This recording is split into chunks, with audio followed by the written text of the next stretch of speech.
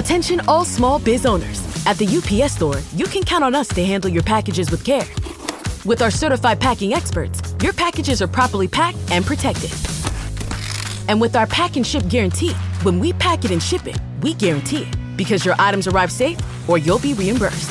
Visit the upsstore.com/guarantee for full details. Most locations are independently owned. Product services, pricing, and hours of operation may vary. See Center for details. The UPS Store. Be unstoppable. Come into your local store today. Americans love scenery. We want to see it all, from one coast to the next, Mount Rushmore down to the Everglades. So hop into a Chevy Malibu and take the scenic route. It's the car you knew America could build. There's a place where people count on friendships they can trace back generations, where they can count on the same stool at the coffee shop waiting for them every morning. This place is called Glen Ellen, and you can find it in every bottle of Glen Ellen wine. This is craft brewed Herman Joseph's, the smoothest, easiest drinking specialty beer in the entire solar system. And I believe you'll find drinkable in the dictionary right after don't order a beer you can't drink. Zoingo! Boingo! The freestyle pogo with more boing, more bounce. Bounce further, bounce higher with Zoingo Boingo. To see what makes Arrowhead Mountain Spring water different from those other waters, you have to go back to the source. And with Arrowhead, that means going back a little farther and longer than most. Between security challenged and security strengthened, there's one important word: how. And it is the how that makes all the difference to our nation and our world. Lockheed Martin. We never forget who we're working for. What makes Kraft Singles so good? 2 out of every 3 kids don't get the recommended amount of calcium. But with Kraft Singles, they get a good source of calcium and the taste they love. Kraft Singles. Magic every single time. Throw boring overboard with a new real meal from Long John Silver's. A meal worthy of a plate. Just $4.99. Only at Long John Silver's. We may not all be geniuses, but we can all do something smart. Introducing the Hyundai 199 Sonata Lease. It's a smart deal on a really smart car.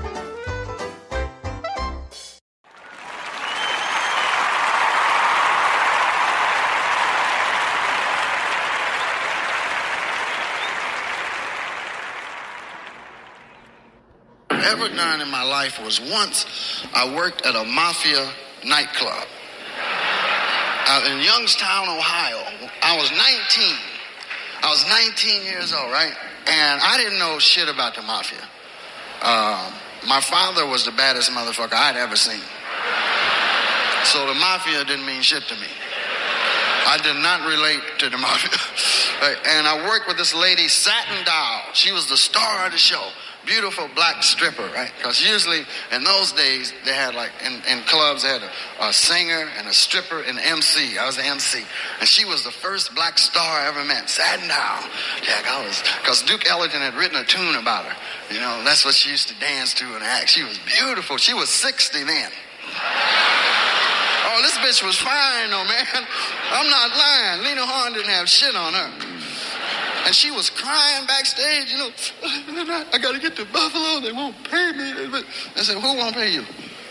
Club owners will. They said, oh, that motherfucker going to pay me. Bet that. And now, this is how ignorant I was. I had a cap pistol. You know them blank starter pistols? I busted into the office with this motherfucker in my, all right, give me the money, motherfucker. Doing my best black shit, you know.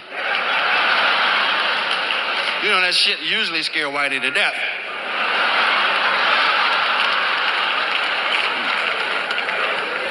And these motherfuckers didn't do nothing. And I'm sure that those men are sitting in that room today laughing. Because that's what this dude, he just started laughing. This fucking kid.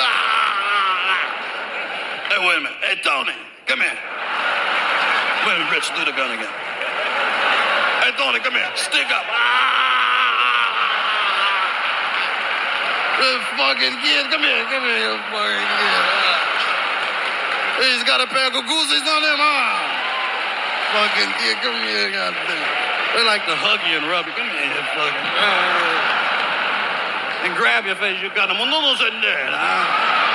fucking kid got some good. And they always say shit you don't understand. You know, like, hey, you want a little cocina with me? Hey, Paolo, fix him a little monosalad. Put some struzzi on. Fry it up. They like fried foods.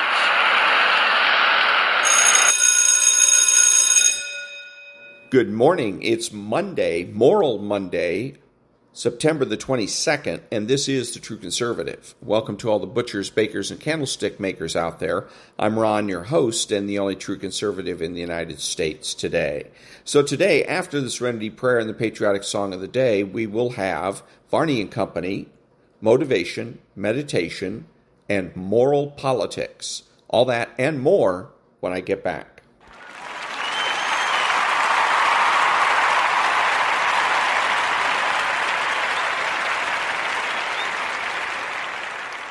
God, grant me the serenity to accept the things I should not change, the courage to change the things I should, and the wisdom to know the difference. Amen.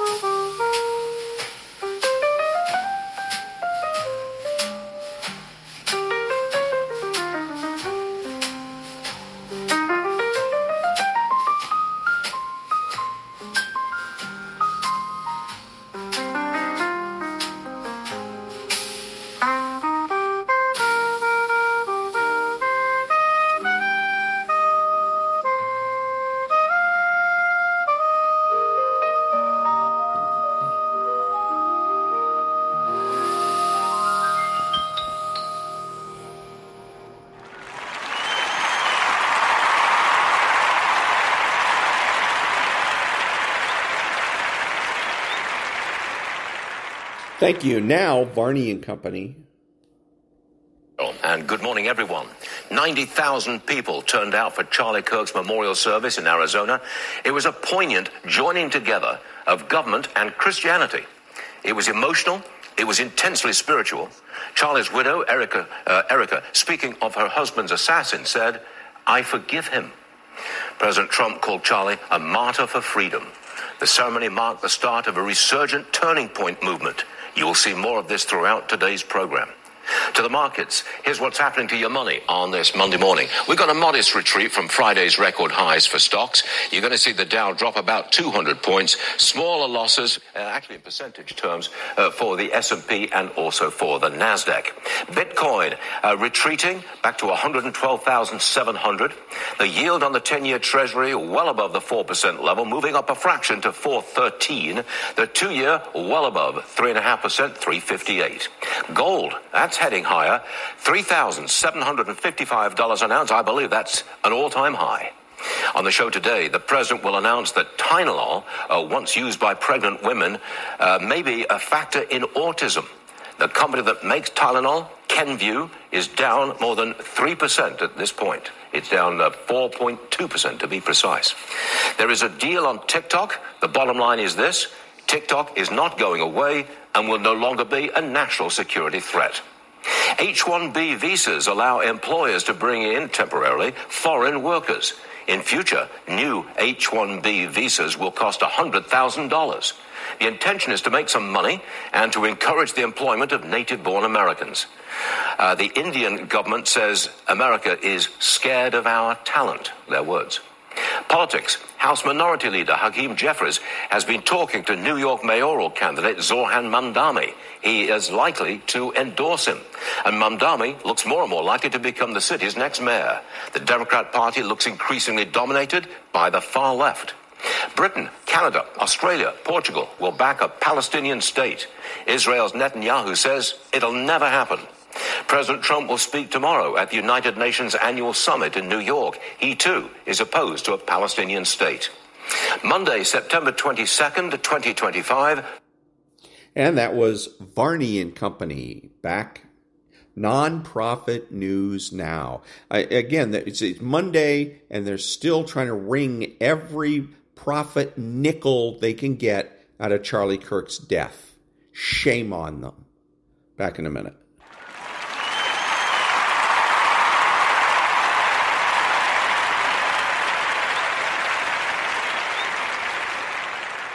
Thank you. So, Kamala Harris, so she's back in the news because she wrote a book, and supposedly there's some controversial things in it. And I just heard from Stephen A. Smith, who's an ESPN broadcaster, and he was saying that he believes her career is over.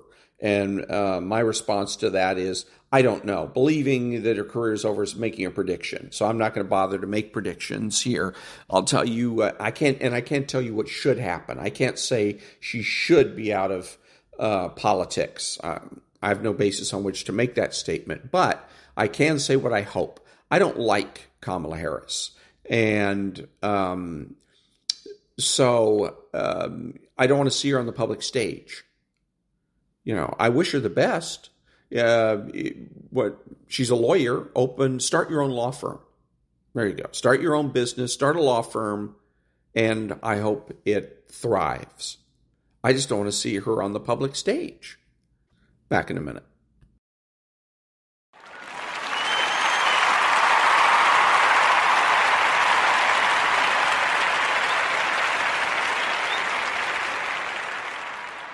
Thank you. Now, Candice.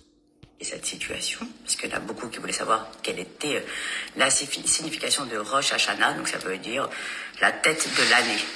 Si on le traduit, en tout cas, c'est ça, c'est le nouvel an juif, puisque vous vouliez savoir ce qu'il en était. Donc, qu'est-ce qui va se passer pour nous, le peuple juif? Rosh Hashanah, donc c'est 10 jours avant le grand pardon, Yom Kippour, le grand jugement de l'année où on se fait esquinter au sol. Là, clairement, ils sont en pleine comptabilité là-haut. Vous avez bien compris, chaque dossier, il ouvre le matricule. Chacun, qu'est-ce qu'il a fait, il n'a pas fait, tacadac. Après, Dieu décide s'il nous scelle dans le livre de la vie, de la mort, de ce que vous voulez, de l'horreur, pas l'horreur. Vous avez bien compris qu'on a très peur. Ça s'appelle les 10 jours de pénitence à partir de Rosh Hashanah. En tout cas, on appelle ça chez nous. Donc, comme vous le savez, ou pas, je vous raconte, donc nous on dit Shana Tova pour dire bonne année, et non je voyais Rosh Hashanah, comme ça vous êtes au courant. Je vous donne les informations. Donc j'avais écrit un texte, donc j'avais dit en cette veille de Rosh Hashanah, nous allons nous retrouver face au Créateur et implorer sa clémence pour un jugement favorable. Sachons-nous aimer les uns des autres et essayons de nous pardonner car nous sommes que des hommes. Il est rapporté dans notre sainte Torah qu'il est strictement interdit d'haïr son frère juif dans son cœur ainsi qu'il est dit. D'accord ? La mitzvah générale d'aimer son prochain implique de ne pas haïr son prochain sous aucune forme. Toutefois, la Torah a explicité un interdit particulier pour la haine gardée dans le cœur. Cela se traduit souvent par le fait de se montrer extérieurement amical alors que notre cœur est empli de haine, et cela a fortiori si l'on critique notre prochain derrière son dos et que l'on se montre aimable en sa présence. En effet, cela représente un grave interdit de la Torah que l'on transgresse en permanence tant que la haine est toujours présente dans notre cœur. Que cette And that's Candice. And she's on Instagram at Candice Atias. Why? Because she speaks French, and that's so hot. Back in a minute.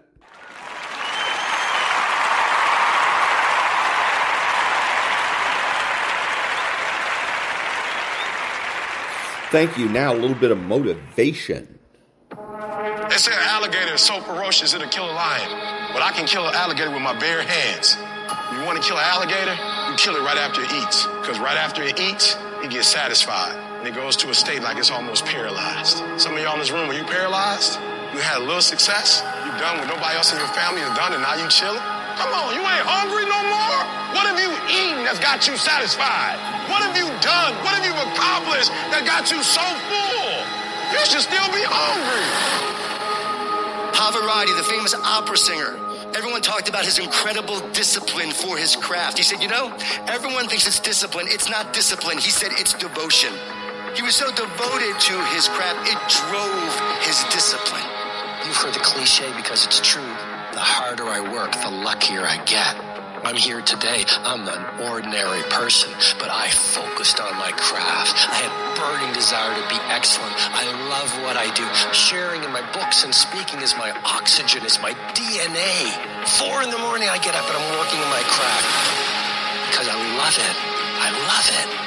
When you love something and you're devoted to it, discipline is easy, am I right? So bring that love and devotion to what you do. It will drive your discipline. No one has to tell Tom Brady to go work out. He has a love and devotion to getting better. And your love and devotion will drive your discipline. That means you have to show up every day. You've got to put the effort in. You've got to be willing to do it when you're tired, when you're hurt, when it's not cool. And you've got to be willing to do that way longer than anybody else is willing to do it. I had to start looking at my life differently. I started going to work earlier. I started being the last one to leave there. I started working harder than anybody else. The other guys could not. Why would you work so hard, Les? I don't understand. You don't have to. I deserve better than this. This is something I have got to do because I've made a different kind of commitment with my life.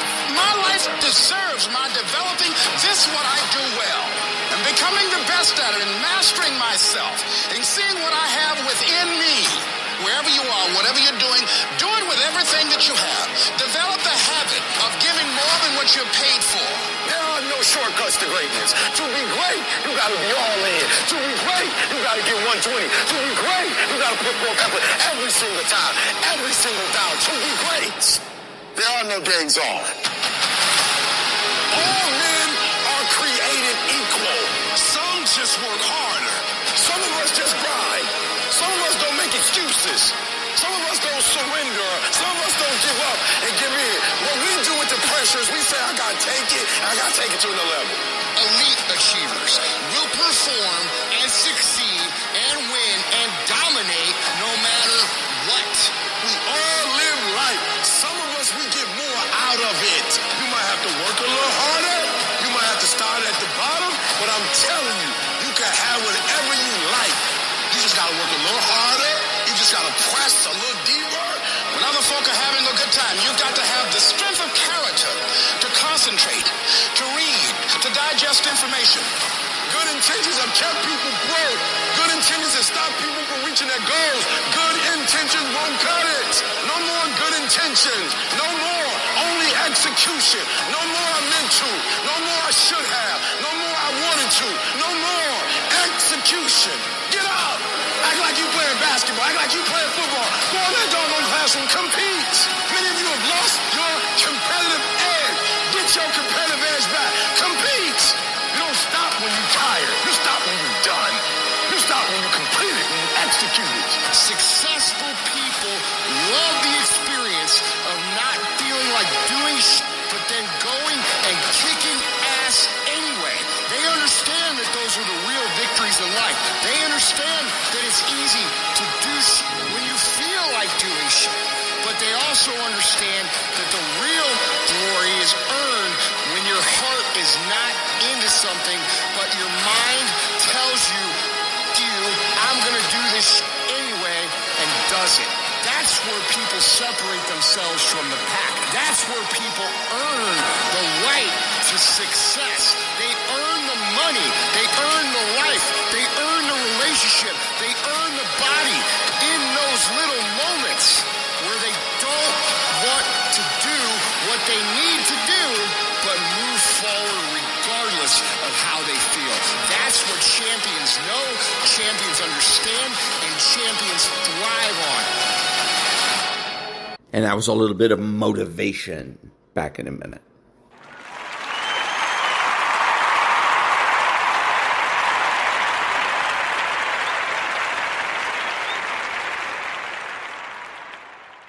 Thank you, and now a little bit of meditation. This meditation will help you transform any limiting belief or perception into an unlimited one and free your energy. Welcome to this short meditation, Changing Beliefs and Perceptions. Find a comfortable position, either sitting or lying down. Close your eyes. Take a deep breath in and slowly exhale. Again, inhale deeply. Hold for a moment and exhale, letting go of all tension. Allow your body to soften, your shoulders to relax, and your mind to quiet. Now, bring your attention to your heart center. Imagine you are breathing through your heart. Gentle, calm, peaceful. In this space, I invite you to choose one limiting belief, a thought, a perception, or a story that has been holding you back.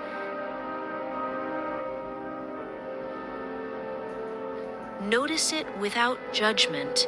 Simply see it.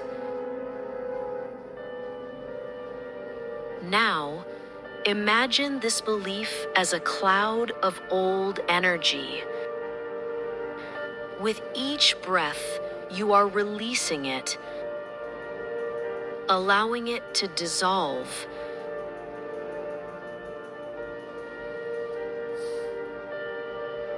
And as you let it go, invite a new belief to take its place.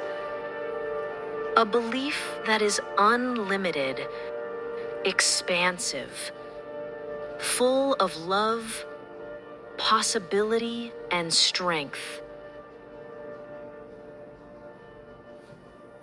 Feel it in your heart, as if it is already true.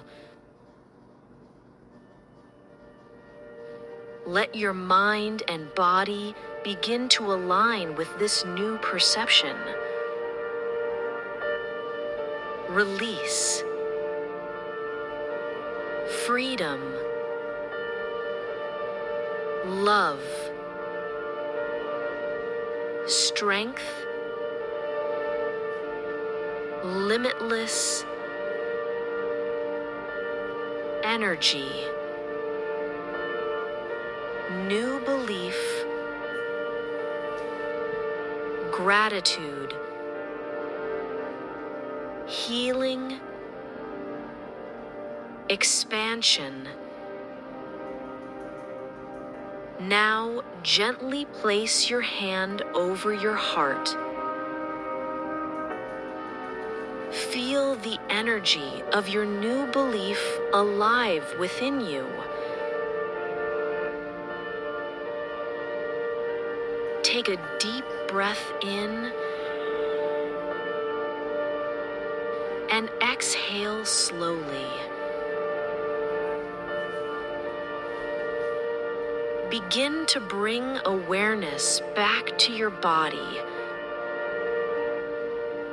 your hands, your feet. Gently wiggle your fingers and toes. When you are ready, softly open your eyes. Carry this sense of freedom, strength, and transformation with you throughout your day. You have changed, and your new reality has already begun. Thank you for being here. And that was a little bit of meditation. Back in a minute.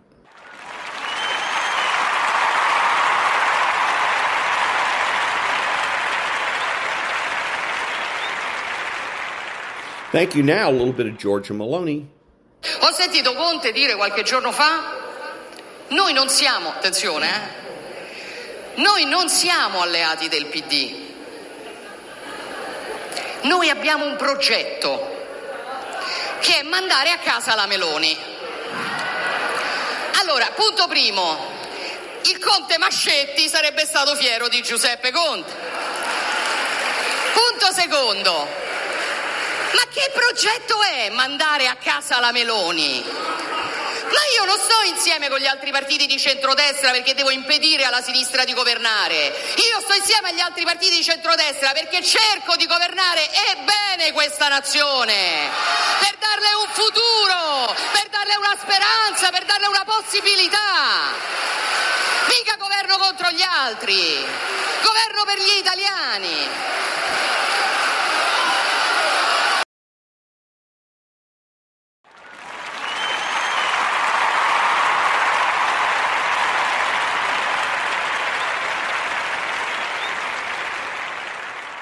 Thank you. And now, Great Britain news. Mayor of London, Sadiq Khan, has responded to your plans today, and he says thousands of Londoners have indefinite leave to remain. They have legal rights and are our friends, neighbours and colleagues. He goes on to say threatening to deport people living and working here legally is unacceptable.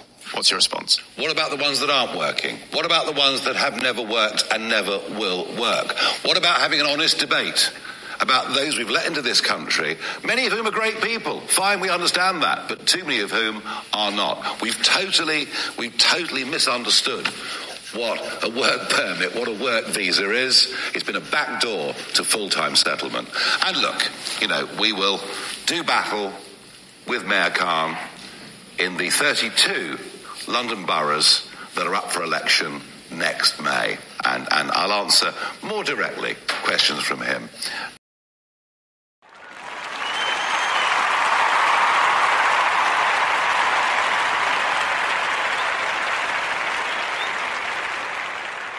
Thank you. And now, what does the phrase, if you're explaining you're losing, mean in debates?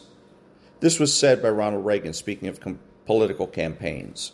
From the perspective of your audience, if you have to explain yourself, you come off looking desperate to convince. As a consequence, you lose the high ground.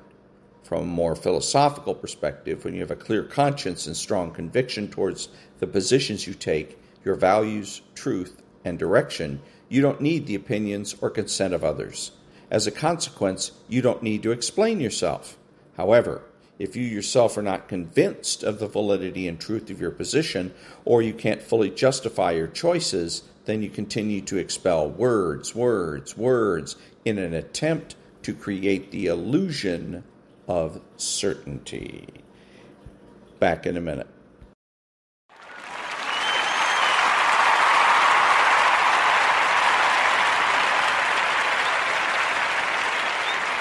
Thank you. So I just heard that Jimmy Kimmel and Disney Company have come to an agreement, and his show is going to be back on starting Tuesday night, which I guess tomorrow night. So disappointed, but I don't watch the show anyway. But one of the interesting things was the fact that the left, as soon as this happened, they immediately started to make this an issue about the First Amendment and Donald Trump. Donald Trump had nothing to do with it. That's the fact. FCC had nothing to do with it. It wasn't their decision. It was a decision of Walt Disney, and it was a business decision. There's two distributors that pulled out and said, we're no longer interested in carrying his show. So it was a business decision. It had nothing to do with politics. But the point is, then you ask yourself, well, why did they make these allegations? And it's simple. The left has learned a long time ago not to explain. Same thing, Jimmy Kimmel. Jimmy Kimmel didn't apologize because then that seals his fate. He then, at that moment, as soon as he apologizes, it's tantamount to a confession that he did something wrong. And so he's learned that you admit nothing and you make counter charges. And that's exactly what they did here. What's the full statement I'm trying to think of which is admit nothing, deny everything. That's it. Deny everything, admit nothing, and make counter charges. In this particular case, they didn't deny much. They just admitted nothing and made counter charges. But the key is they did not explain. That's one of the over the past few years, maybe decade or so, the left has become very good at that. They used to explain. When they'd lose, when they were shown to be wrong, they would say, well, we made a mistake, we're going to change, we've heard your message, that kind of thing. And now, forget it. They just make counter charges. So that's the takeaway here. If you listen to the left, they never admit that they've done anything wrong, ever. And that's really what makes them so dangerous, is the fact that they're unwilling to ever admit that they're wrong. Back in a minute.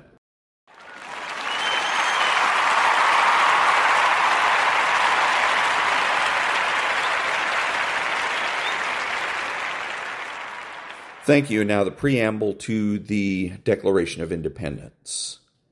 We hold these truths to be self-evident, that all men are created equal, that they are endowed by their Creator with certain unalienable rights, that among these are life, liberty, and the pursuit of happiness, that to secure these rights, governments are instituted among men, deriving their just powers from the consent of the governed, that whenever any form of government becomes destructive of these ends, it is the right of the people to alter or to abolish it, and to institute new government, laying its foundation on such principles, and organizing its powers in such form as to them shall seem most likely to affect their safety and happiness.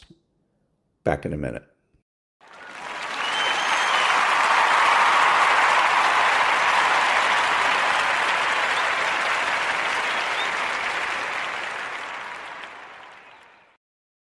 Thank you. And now from a book that's called Good Inside. What's the opposite of understanding? For this argument's sake, it's convincing. Convincing is the attempt to prove a singular reality, to prove that only one thing is true. Convincing is an attempt to be right, and as a result make the other person wrong. It rests on the assumption that there's only one correct viewpoint. And then my question is this supposed to be convincing? Further, convincing has one goal in mind, being right. And here's the unfortunate consequence of being right.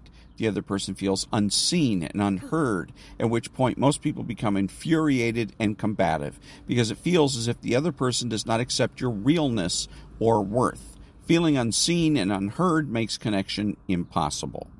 Understanding two things are true and convincing one thing is true are diametrically opposed ways of approaching other people, so a powerful first step in any interaction is to notice which mode you're in. When you're in one thing is true mode, you're judgmental of and reactive to someone else's experience because it feels like an assault on your own truth. As a result, you will seek to prove your own point of view, which in turn makes the other person defensive because they need to uphold the realness of their experience.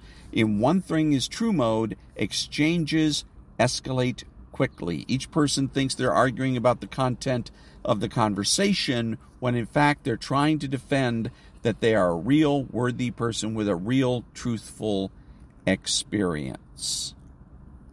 And again, is this convincing? Back in a minute.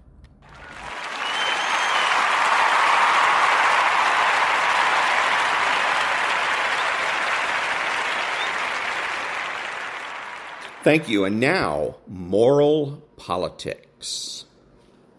Moral focus in conservatism. Conservatives, too, have various kinds of moral focus.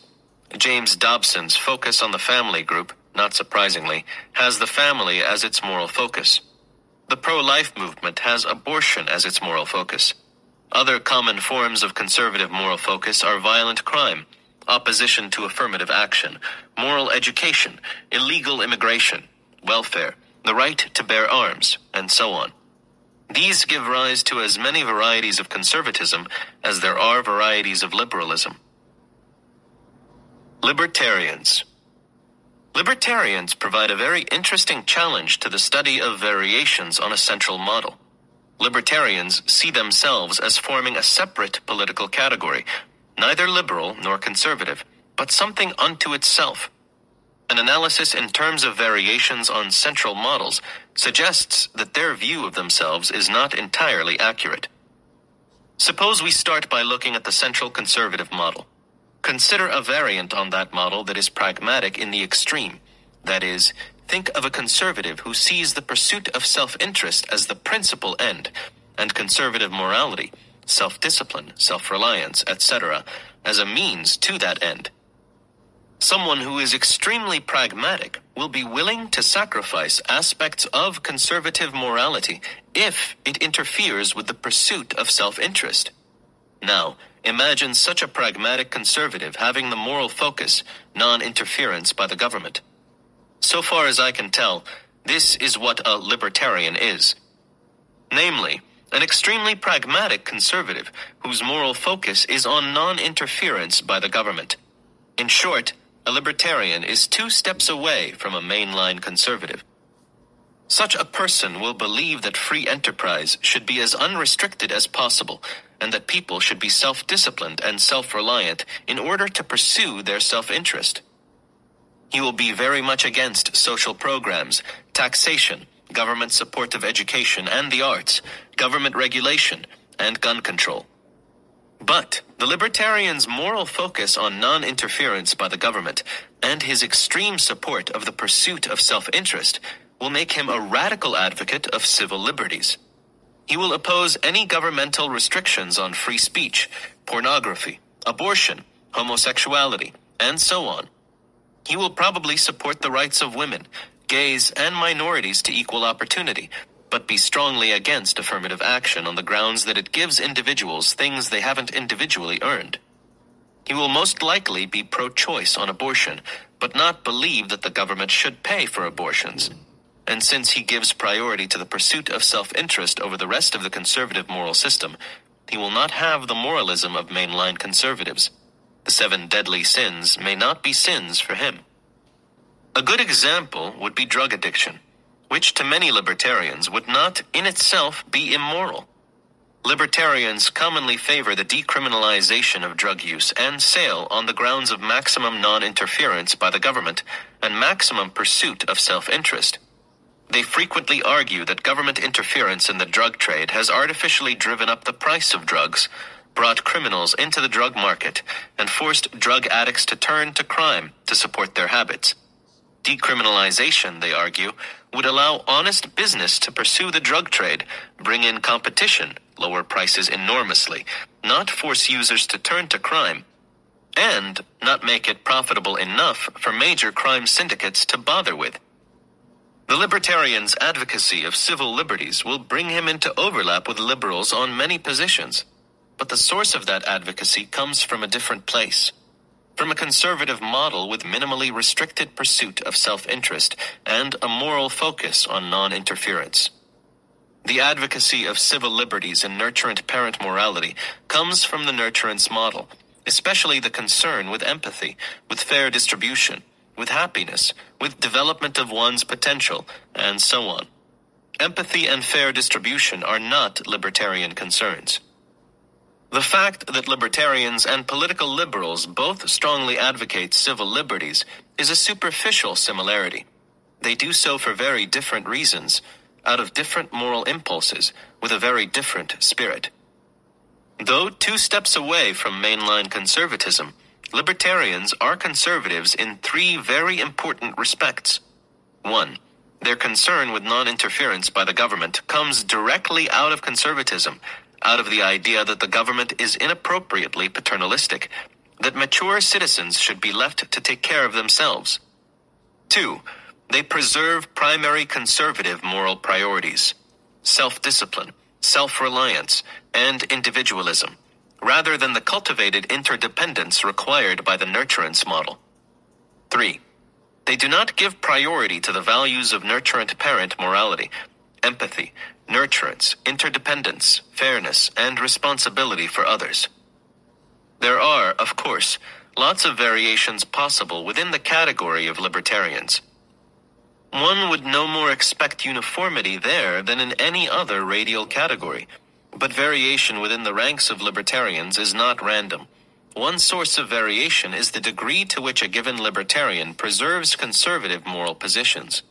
For example, some libertarians might echo the conservatives' aversion to drugs because drugs arise from and perpetuate moral weakness. In general, the variation among types of libertarians reflects their conceptual links with conservatism. We don't tend to find libertarians supporting welfare or the progressive income tax or government protections of various kinds. Thus, despite the claims of libertarians to be a category unto themselves, they appear to be just 2 steps, 2 important steps, from central conservatism. And the variation within their ranks seems to tend toward conservatism. There is, after all, a reason why the scholars at the Libertarian Cato Institute seem largely to be writing in support of conservative rather than liberal positions. Nonetheless, there is no objective answer here. They are far enough away to think of themselves as a separate category, and close enough for others to think of them as conservatives. Liberal strict father intellectuals. I remarked in Chapter 1 that we do not all, or even mostly, have a coherent politics. That one might, for example, be conservative on foreign politics and liberal on domestic politics. The descriptions of strict father and nurturant parent moralities characterize just what it means to be liberal or conservative on an issue or an area of policy. It means to apply a given family-based moral model to a domain of politics through the nation as family metaphor.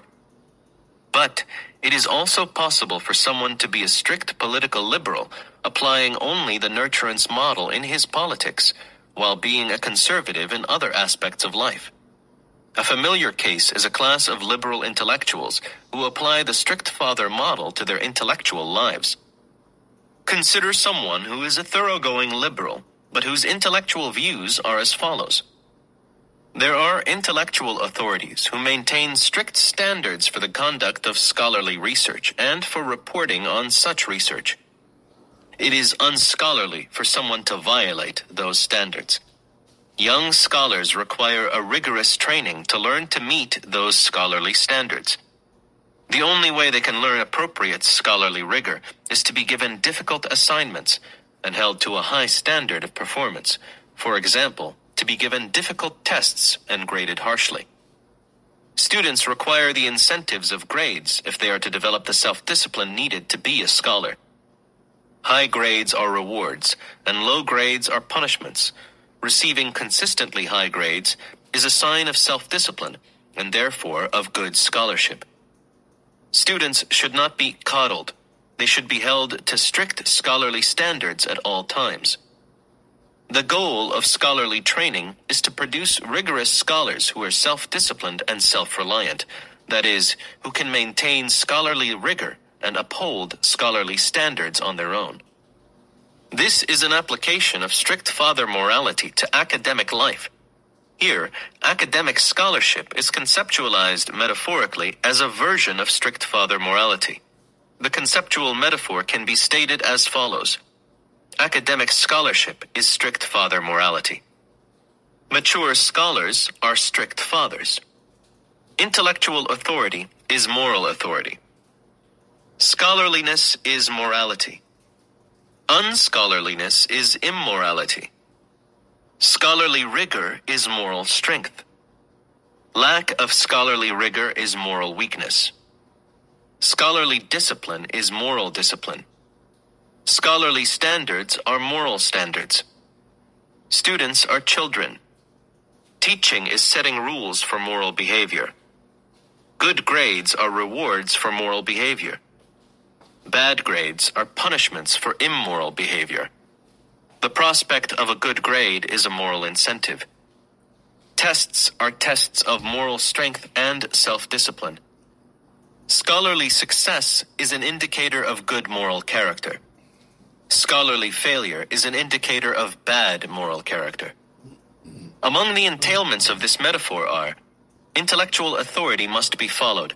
It is not only unscholarly to do otherwise, but it violates the system of academic authority as defined by strict father morality. Competition for grades builds character and is an incentive for good scholarly practice. Scholarly achievement is an individual matter, a measure of an individual's moral worth. Students who are intellectually weak should be allowed to fail. Only if they are punished can they learn self-discipline. Coddling or indulging a student will make him intellectually weak. Grades are a measure of a student's intellectual worth.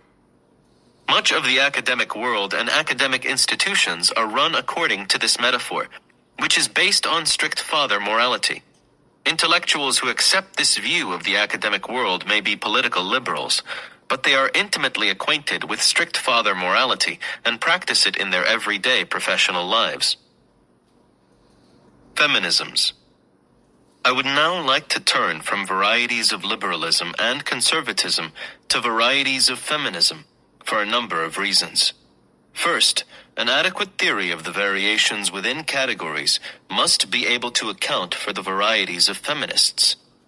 Second, we must be able to account for the existence and nature of conservative feminists as part of that theory of variations. But lastly, and perhaps most importantly, feminism is a major part of the liberal political scene. Yet there is so much variation within feminism that it is often hard to make sense of all the variants. For this reason, it is important to show that the mechanisms for characterizing variation that we have been discussing can make sense of a highly complex area of politics. Gender. There is a big difference between sex, a biological concept, and gender, a cultural concept. Gender is characterized by a collection of common folk models about sex roles. Each such folk theory characterizes a single stereotypical property of men and women. Taken collectively, the folk models characterize stereotypes of what is masculine and feminine, so that the stereotypical male is masculine and the stereotypical female is feminine. Here is Alan Schwartz's, references A2, Schwartz, 1992, account of those models. The physical prowess model. Men are strong, women are weak. The interaction model. Men are dominators, women are cooperators. The family roles model. Men are providers, women are nurturers. The division of labor model. Men work in the public sphere. Women work in the domestic sphere. The thought model. Men are rational, objective, detached. Women are emotional, subjective, in touch with themselves. The sexual initiation model. Men initiate sexual behavior. Women respond. The discourse model. Men talk in order to act on the world. Women talk to maintain social networks. The morality model. Men have a morality based on laws and strict rules. Women have a morality based on nurturance and social harmony.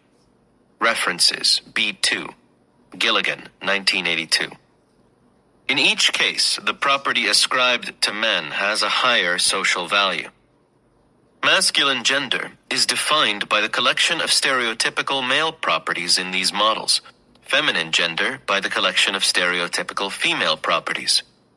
Gender is therefore characterized in terms of cultural roles, not biology. Hence, there can be feminine men and masculine women. Most of the forms of feminism that have developed over the past 30 years have been set within a liberal context, and for a good reason. Liberalism allows for social causes, and gender stereotypes are social and seen as having causal powers. Since the male roles in gender stereotypes are more highly valued in society, gender stereotypes are seen as giving power to men. Feminism in a liberal context sees this as unfair and believes that such unfairness should be eliminated. Since liberalism is concerned with social causes and fairness, such views are fundamentally liberal. Within liberalism, there is thus a general form of feminism. Feminism, 1, assumes that the above-mentioned gender stereotypes exist. 2, assumes that higher values are placed on the male roles. 3, assumes that these values given to social stereotypes have causal powers that give men a dominant position in society. 4, sees male dominance as unfair and to be remedied. Given this general form of feminism, specific forms arise as a result of 1, differences of moral focus, and 2, differences of opinion about the truth of the gender stereotypes. Here are some examples. Rights-based feminism.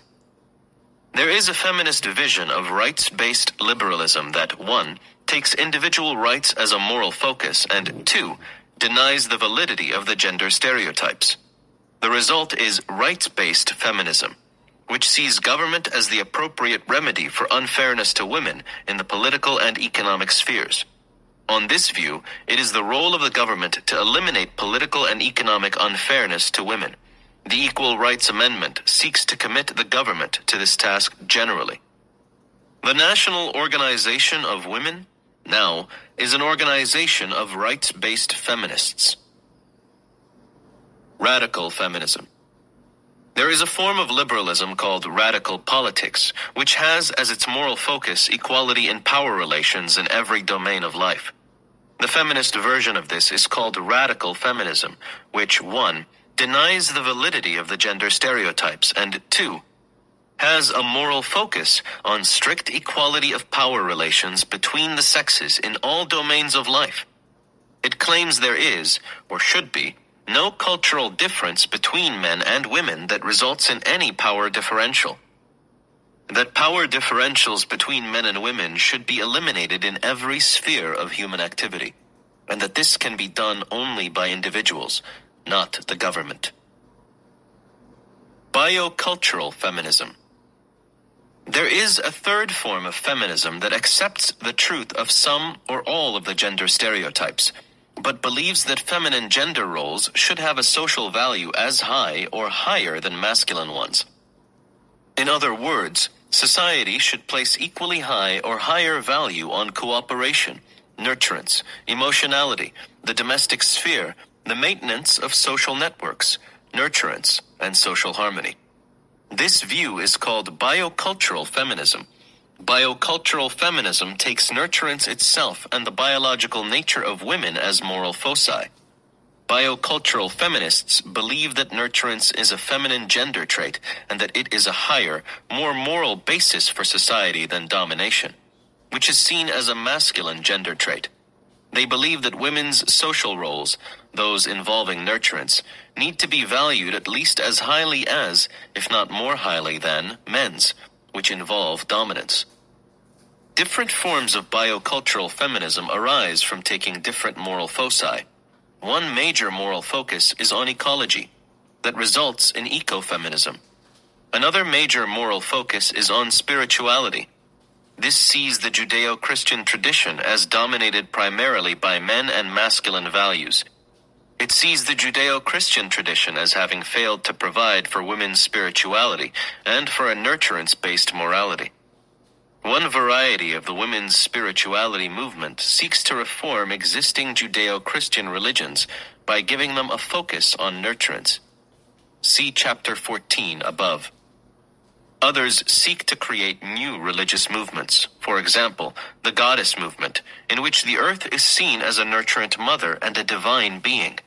Another variant on this theme is Wicca, which focuses on the power of women's spirituality and women's special ability to use their spiritual power to serve the cause of nurturance. When moral focus is placed on the sex act itself, the result is lesbian feminism, another form of biocultural feminism. In lesbian feminism, lesbian sex is seen as being centered on nurturance, while heterosexual sex is seen as centered on domination. Though lesbians prefer nurturance in sex and women as sex partners, lesbian feminism is not necessarily anti-male, though it may be. Many lesbian feminists simply want to bring nurturance and nurturant gender roles into prominence in American culture in general, and in sex in particular. What we see in these variants of feminism within liberalism is the generalized feminism discussed above, and variants of it defined by two kinds of parameters. 1. Acceptance or non-acceptance of the gender stereotypes, and 2. Moral focus. Conservative feminisms. On the same page on which Rush Limbaugh uses the term feminazis, he says, "When I attack feminism, I am not opposing equal opportunities for women. I am totally in favor of equal pay for equal work." C1, Limbaugh, 1993, page 233. On the whole, conservatives are opposed to feminism. Yet there is emerging a generation of conservative women who see themselves as feminists. At least they believe that women are strong, should have equal opportunity, and deserve equal pay for equal work. If feminism were no more than that, Rush Limbaugh would be a card-carrying feminist.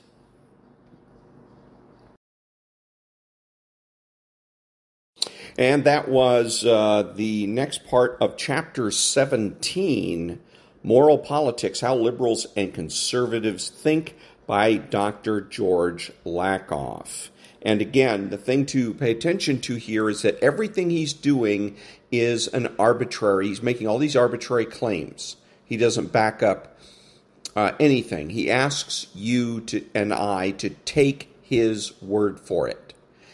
Taking somebody's word for it is a matter of trust. If you trust somebody, then it's a good idea to take their word for it. If you don't, then it isn't a good idea. So that's what you want to keep in mind when listening to this book, Moral Politics, by Dr. George Lakoff. And next week we will have the conclusion of Chapter 17. Back in a minute.